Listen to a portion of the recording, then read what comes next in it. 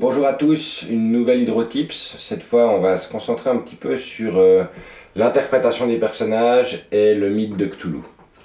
Le mythe de Cthulhu, comme vous le savez certainement déjà, il tire ses origines dans l'œuvre de Lovecraft.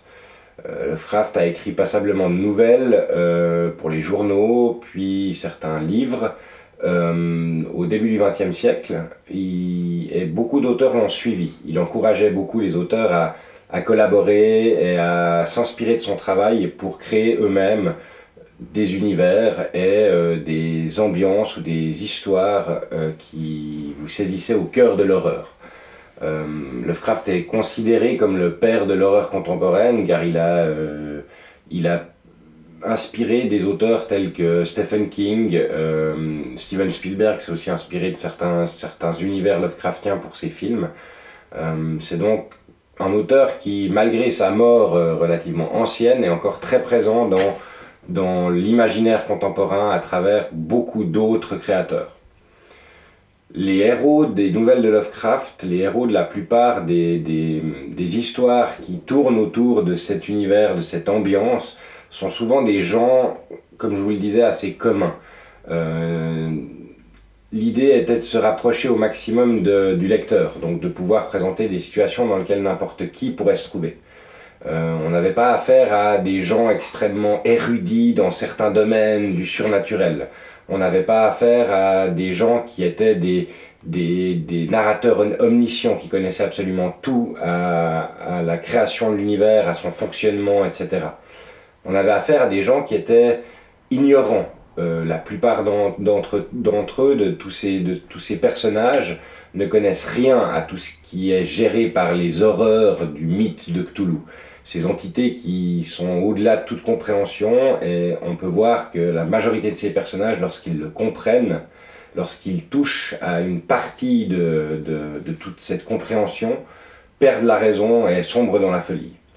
C'est ce que les créateurs de l'Appel de Cthulhu, qui est sorti en 1981, ont cherché à retranscrire via le système de santé mentale. Le fait que la plupart des personnages qui apprennent des choses sur le mythe de Cthulhu deviennent fous.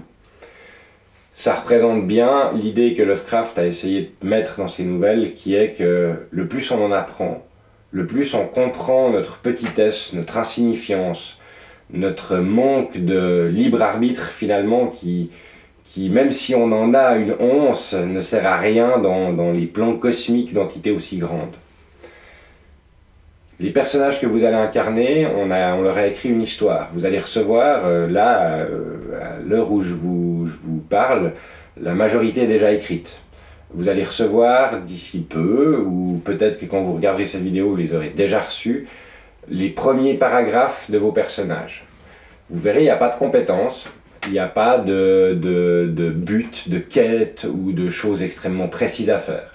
C'est vraiment la jeunesse de votre personnage, d'où il vient, ce qu'il a construit. Si on vous transmet ça comme ça maintenant, c'est pas pour rien.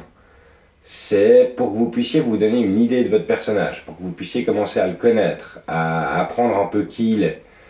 Et à travers ça, commencer à vous dire que vous allez essayer de lui faire honneur à ce personnage et de le jouer au maximum de vos capacités.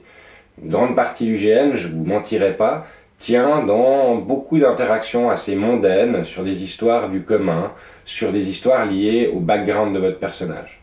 On vous a écrit ces personnages dans ce but-là, dans le but que vous les preniez, que vous les appropriez et qu'après vous puissiez rentrer vraiment dans leur peau et les jouer pendant ces 36 heures. On avait annoncé 40 heures, mais finalement ce sera 36. Pendant ces 36 heures de jeu, que vous soyez vraiment dans la peau de ce personnage et qu'on ne soit pas dans un GN habituel. Quest 1, 2, 3, boss final, on a fini.